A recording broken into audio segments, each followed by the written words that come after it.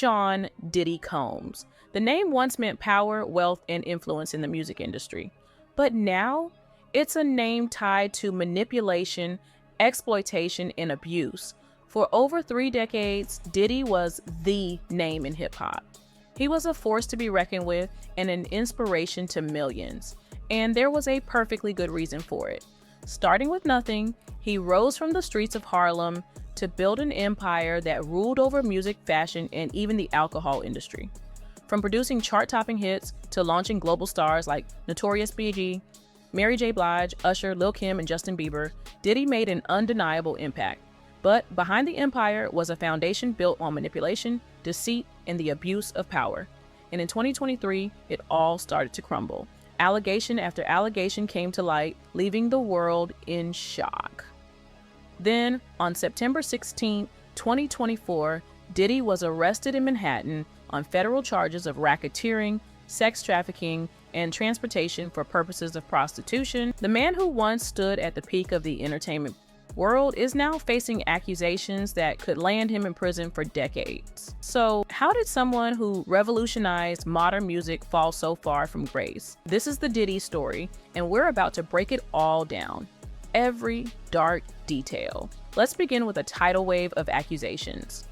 Attorney Tony Buzbee dropped a massive bombshell in his press conference. He said he is representing a staggering 120 individuals who have accused Diddy of some truly disturbing crimes, with allegations stretching back to the 90s. If you're thinking, 120? That's massive. You're right. But it's only the tip of the iceberg. According to Buzbee, over 3,000 people have come forward with claims against the hip-hop mogul. These 120 cases, however, are the ones his team has vetted and found substantial enough to pursue. And he says they've got a trove of evidence, photos, videos, and text messages that will all back up their claims. So, what are these accusations? They range from violent S.A, rape and facilitated sex with a controlled substance to dissemination of video recordings. And most shockingly, SA of minors. It's a long list that could make anyone uneasy. Consider this your warning. Things are about to get deeply disturbing.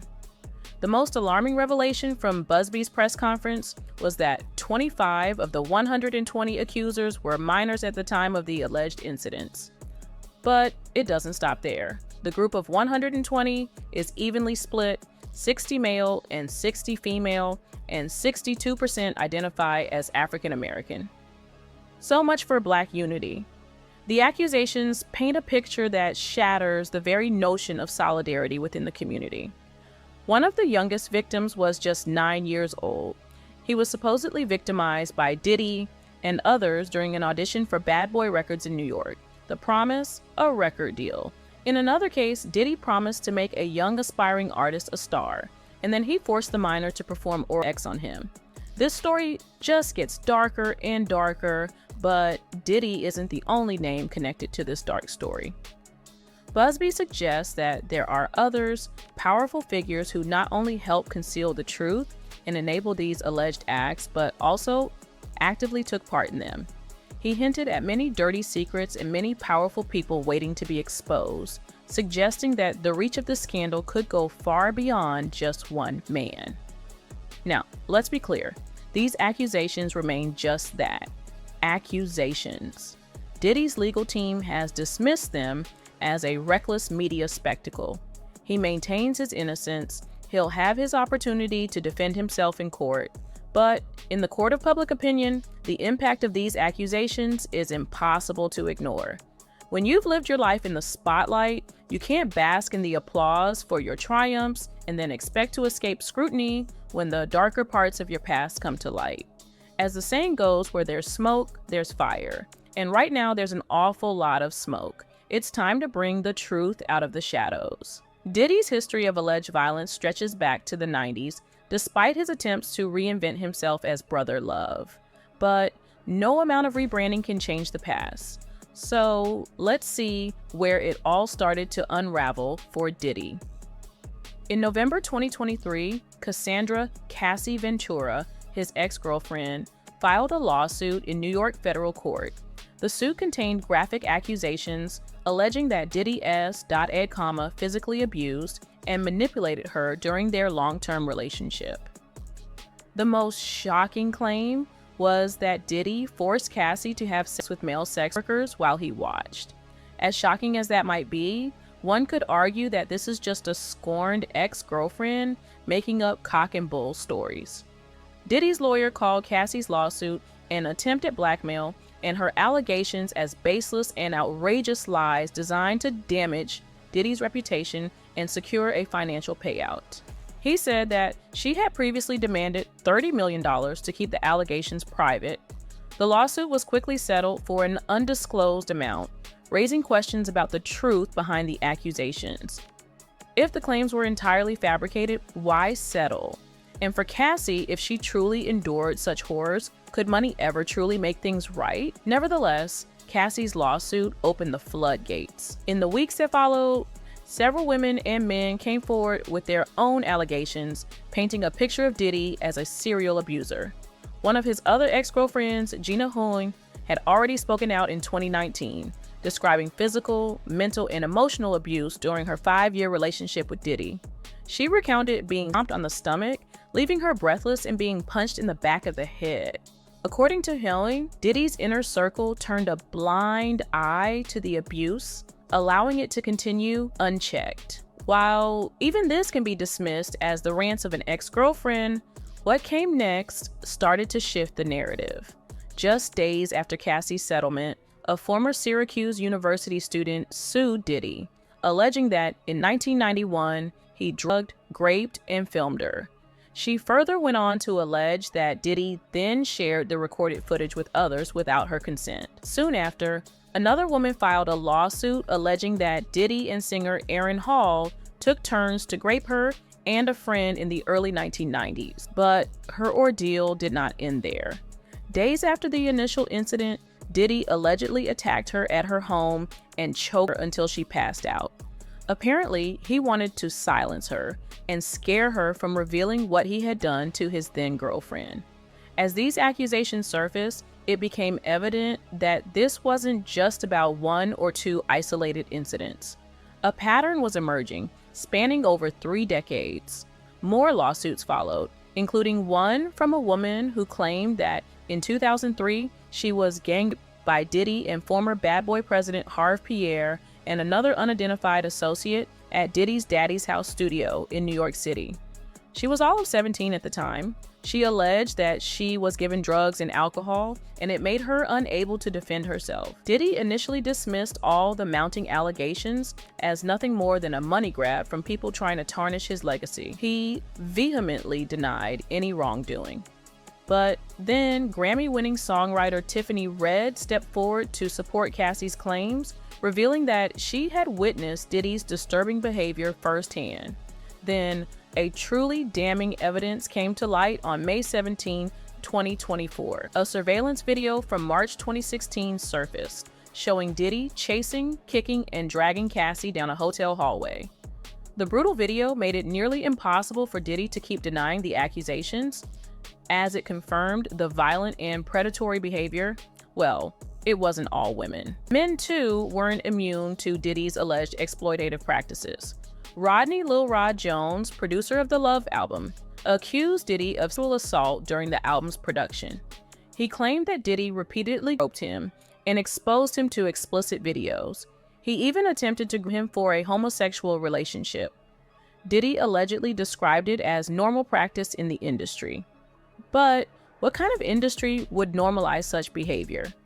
The accusations were piling up, and the consistency of the stories was getting harder to brush aside. It was becoming clear that Diddy was starting to get caught in his own web of lies and deceit, with each new revelation tightening the net around him.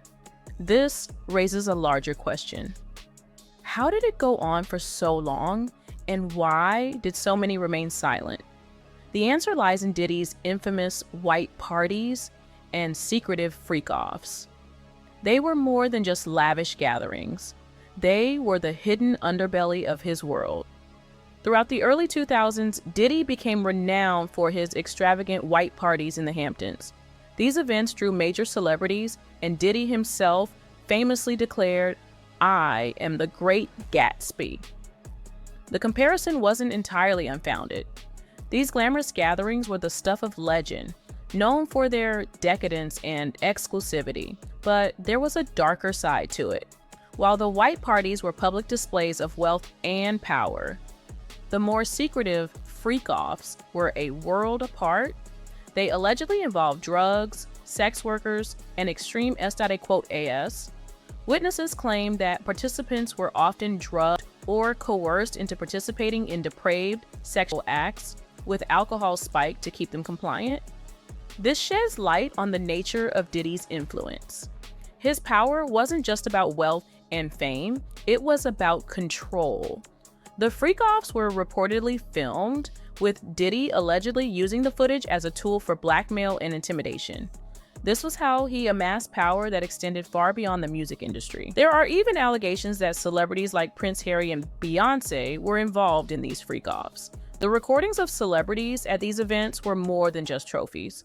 They were tools to ensure compliance and silence, with threats of exposure hanging over those who might dare to speak out. It was a sophisticated system of exploitation. In an interview, Russell Brand shed light on this manipulative dynamic, almost unknowingly explaining how Diddy operated. He's an influential person. I got it. So he's a good laugh, but if you, imagine you get very friendly with him, he might ask you for loads of favours, and then you can't say no to him. That's my worry. Now, imagine someone new to the industry, dreaming big, the kind of power and intimidation Diddy could exert over them. No wonder there are thousands that are coming out now. These stories are not just about individual moral failings. They reveal a culture of corruption deeply embedded in the entertainment industry. For years, the allure of Diddy's extravagant lifestyle masked the darker practices happening behind closed doors. The white parties were the glamorous facade, but the freak-offs were where the real power games were played. These gatherings allegedly served as both a playground for the powerful and a trap for the vulnerable, and it was often at the expense of the unwilling and the unwitting. The parallels with Epstein's infamous circle are hard to ignore. Both cases reflect a pattern of exploiting the vulnerable, leveraging wealth and influence to silence victims, and creating a network of complicity among the powerful. The Diddy story has exposed the dark side of the music industry. This isn't just about one man, it's a reflection of an industry plagued by systemic issues that have existed for decades. The stories of coercion, abuse, and manipulation are not new in the industry. R. Kelly's predatory behavior was an open secret long before justice was served. These cases reveal a pattern within the music world, especially in Black music, where groundbreaking artists have often been both celebrated and exploited. The muck runs a lot deeper than one can imagine. The time has come for the Black music world to take a long, hard look at itself. If you observe the situation objectively, it's clear that many in the industry not only knew what was happening, but also enabled and even normalized the abuses. There's no way all of this occurred in a vacuum. The sex trafficking investigation involving Diddy may be making headlines, but misogyny and exploitation in hip-hop are old news. It's a reality that has persisted for decades. It's an open secret that even successful Black women in the industry have struggled to confront, leaving their less fortunate counterparts unprotected and unheard. The case of R. Kelly is perhaps the most glaring example of how the music industry has failed Black women. For nearly 2 decades, allegations of sexual abuse and misconduct followed him, with the majority of his victims being young Black women. Despite the numerous accusations, Kelly continued to enjoy a successful career, largely because the industry turned a blind eye, prioritizing his status and commercial success over the safety and dignity of his victims. The system shielded him from consequences for years, suggesting that the suffering of Black women was somehow less significant or less deserving of attention. It took years of activism, particularly from Black women, and a cultural shift brought on by movements like Me Too before justice was finally served. This pattern of exploitation is not limited to a single artist. It reflects a broader issue within Black music where themes of power, control, and hypermasculinity have long been intertwined with the culture. Hip-hop's origins are rooted in Black resilience and self-expression, yet its evolution has often included lyrics that glorify the domination and objectification of women. When some of the most influential voices in Black music are also the most problematic, the impact extends beyond just the individual. It affects the entire cultural landscape. As the saying goes, art imitates life, and life imitates art.